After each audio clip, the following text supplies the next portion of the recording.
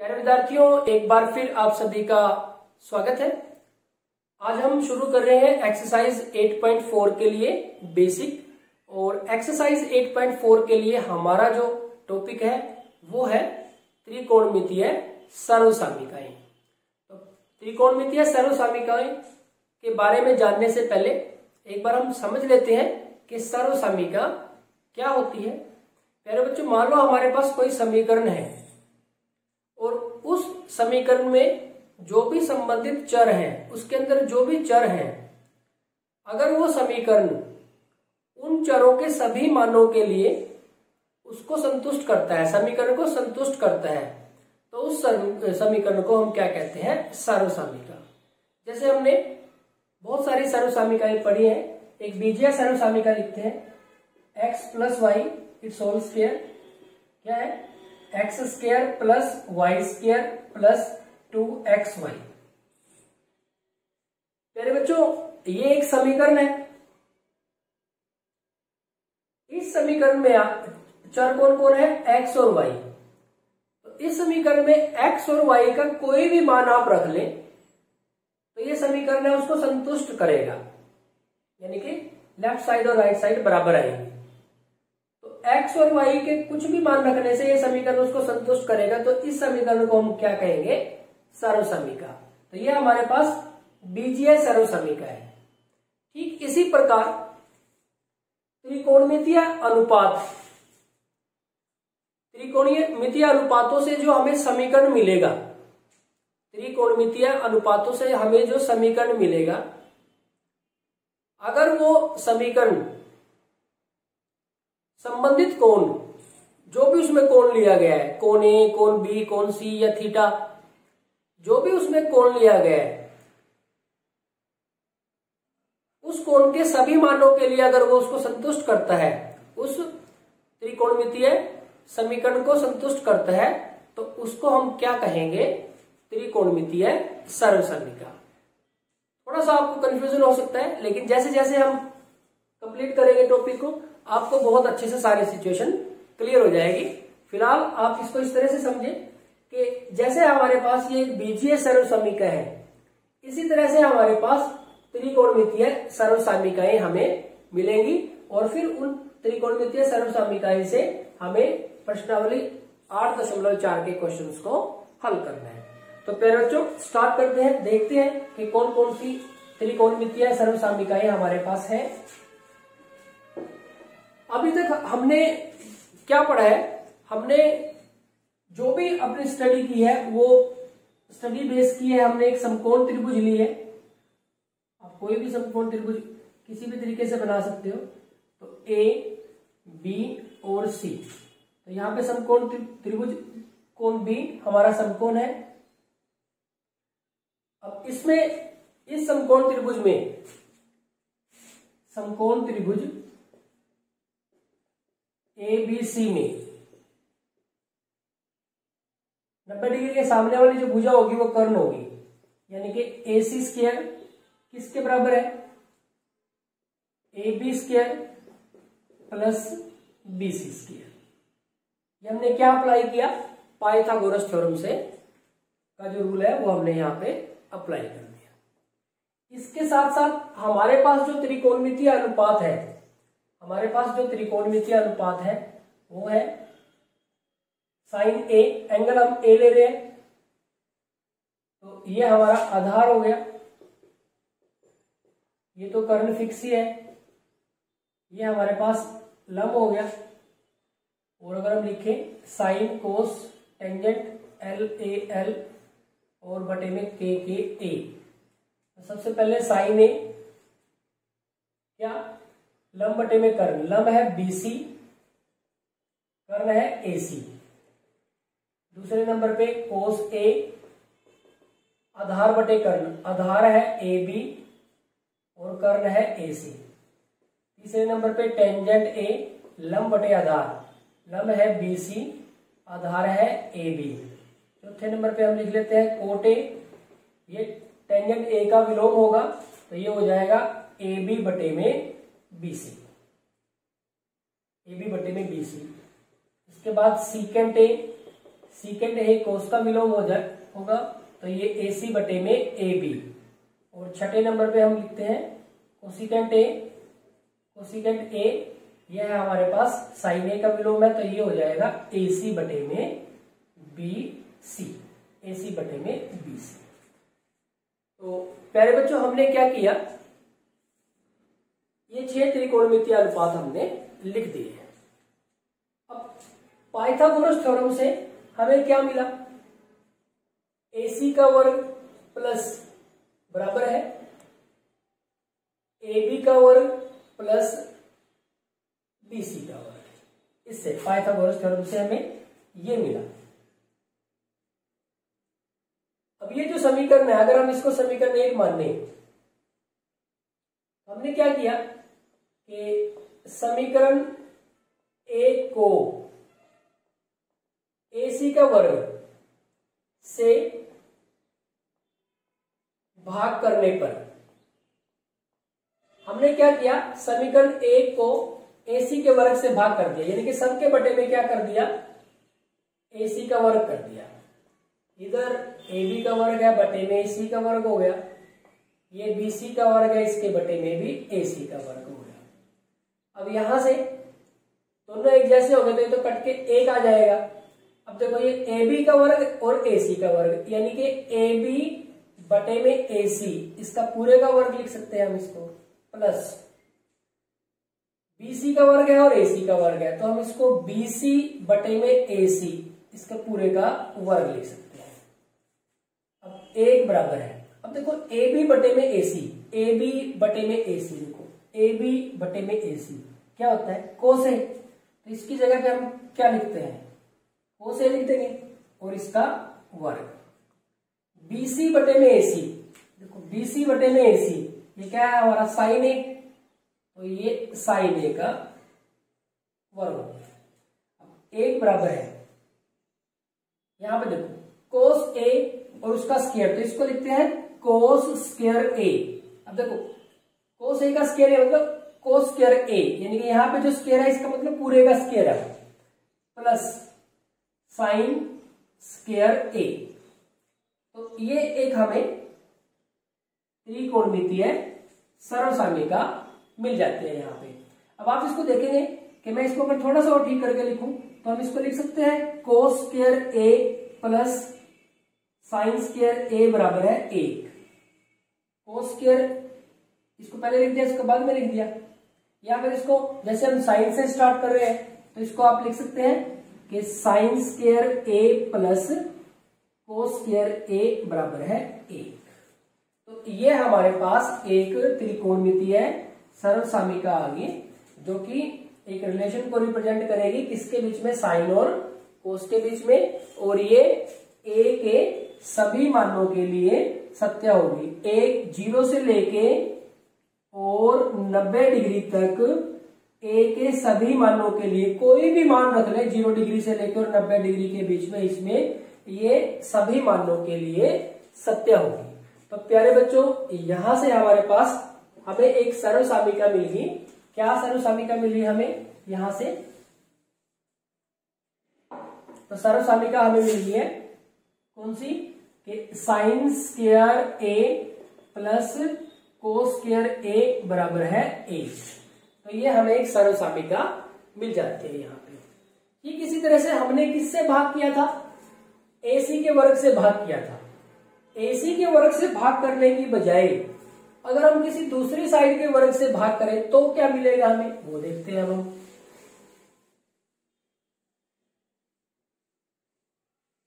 अगर हम किसी दूसरी साइड के वर्ग से भाग करते हैं, अब देखो पहले AC के स्क्वायर से किया था, AC के वर्ग से किया था, तो अब AC की बजाय कोई और ले लो साइड, A भी ले लेते हैं। तो अब की बार हम कर रहे हैं कि समीकरण 1 को AB के वर्ग से भाग करने पर, तो ये क्या बन जाएगा, देखो AC स्क्वायर और ये AB स्क्वायर, ये AB स्क्वायर बटे में भी AB स्क्वायर और BC स्क्वायर बटे में AB स्क्वायर। अब इसको लिख सकते हैं AC बटे में AB इसका स्क्वायर, और ये तो कट गया, 1 आ गया, प्लस BC बटे में AB, यानी कि BC बटे में AB इसका स्क्वायर हो जाएगा। AC बटे में AB, चेक करें कहां पे है, AC बटे में AB, ये रहा देखो AC बटे में AB, ये आ गया हमारे पास सीकेंट A और इसका स्क्वायर, यहां पे हो गया 1 प्लस BC बटे में AB, BC बटे में AB ये है हमारे पास टेंजेंट A और इसका स्क्वायर, तो इसको हम लिख सकते हैं सीकेंट स्क्वायर A बराबर है 1 प्लस टेंजेंट स्क्वायर A। तो हमारे पास एक और त्रिकोणमितीय सर्वसामिका हमें मिल गई, क्या, सीकेंट स्क्वायर A बराबर है 1 प्लस टेंजेंट स्क्वायर A। तो आप इसको, जैसे हमने क्या किया है, इसमें 1 को अलग साइड में रखा है, तो हम इसको लिख सकते हैं कि सीकेंट स्क्वायर A माइनस, इसको इधर ले आएंगे तो ये कितना हो जाएगा, टेंजेंट स्क्वायर A बराबर है 1, इस टेंजेंट स्क्वायर A को इधर ले आए तो secant square A minus tangent square A बराबर है 1। तो दूसरी सर्वसामिका हमारे पास ये हो, तो यहाँ पे हम लिख देते हैं दूसरी सर्वसामिका को, यह है secant square A minus tangent square A बराबर है 1। आप इसको याद रखना चाहे तो इसको भी कर सकते हैं, इसको करना चाहे तो इसको भी कर सकते हैं, कोई फर्क नहीं इस बात से। इसको थोड़ा सा और एक्सप्लेन अभी बाद में करेंगे। अब हमने एक बार तो किससे भाग कर लिया, AC के वर्ग से, एक बार भाग हमने किससे कर लिया, AB के वर्ग से।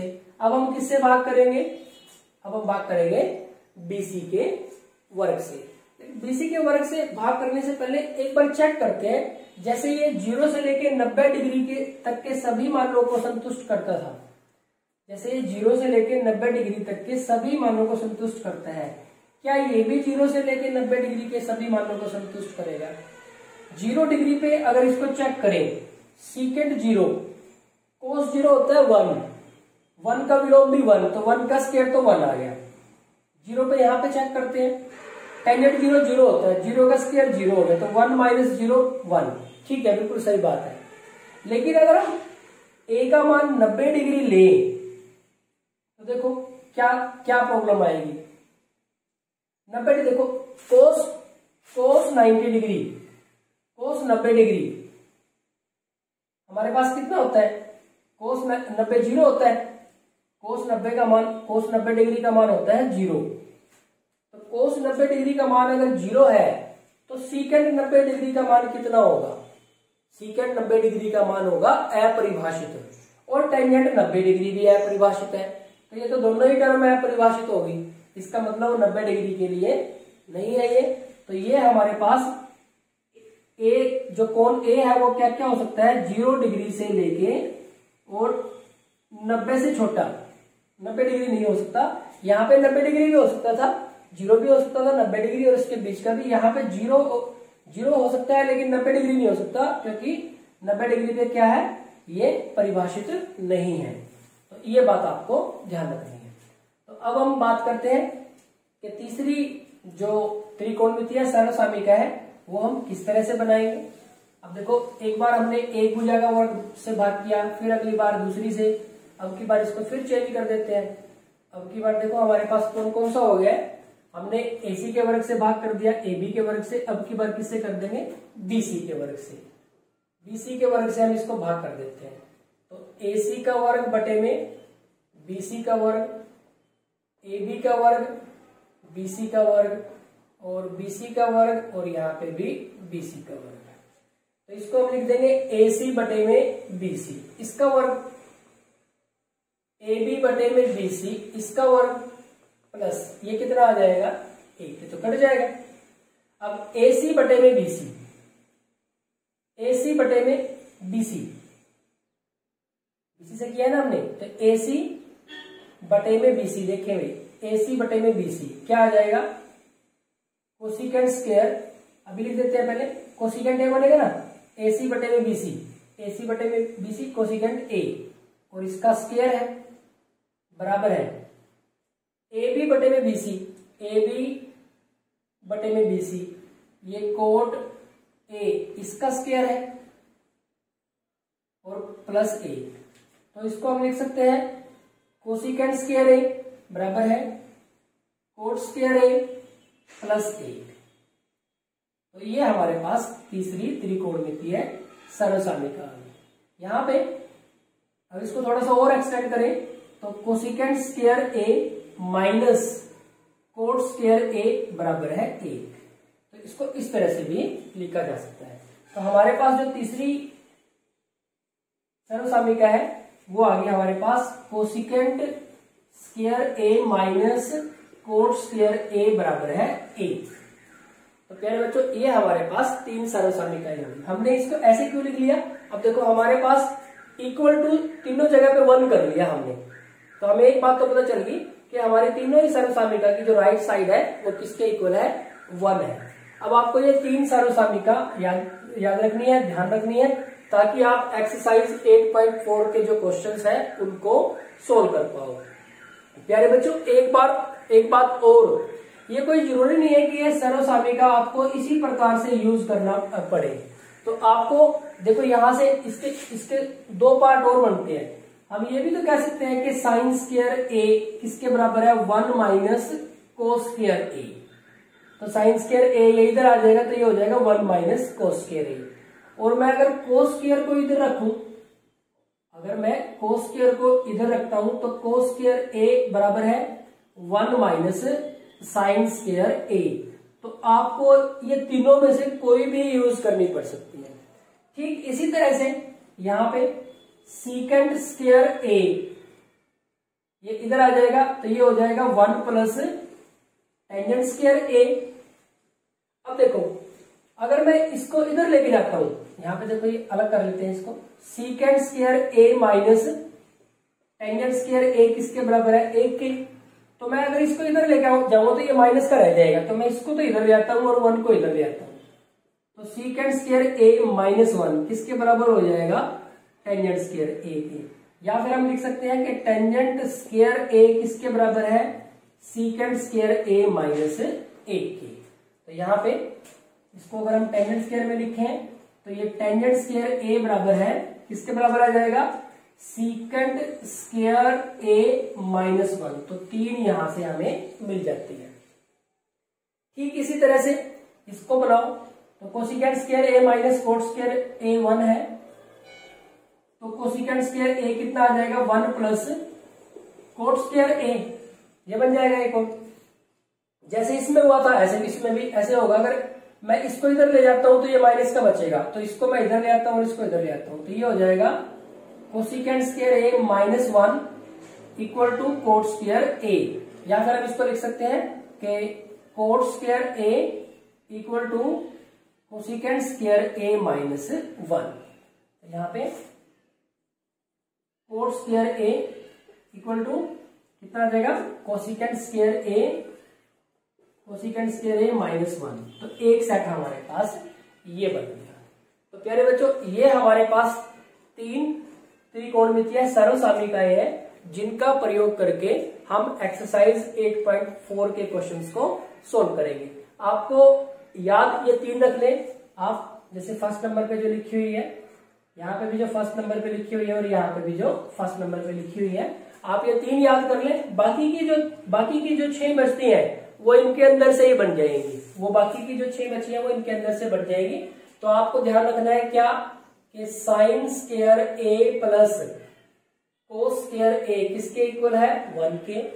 दूसरी बात यहाँ पे secant square A minus tangent square ए वो भी किसके इक्वल है? 1 के। और तीसरा है cosecant square A minus cot square ए, ये भी किसके इक्वल है? 1 के। तो ये तीन आपको याद रखनी है। अच्छा एक बात इसमें रह गई थी प्यारे बच्चों, अब ये जो हमें सर्वसामिका मिली है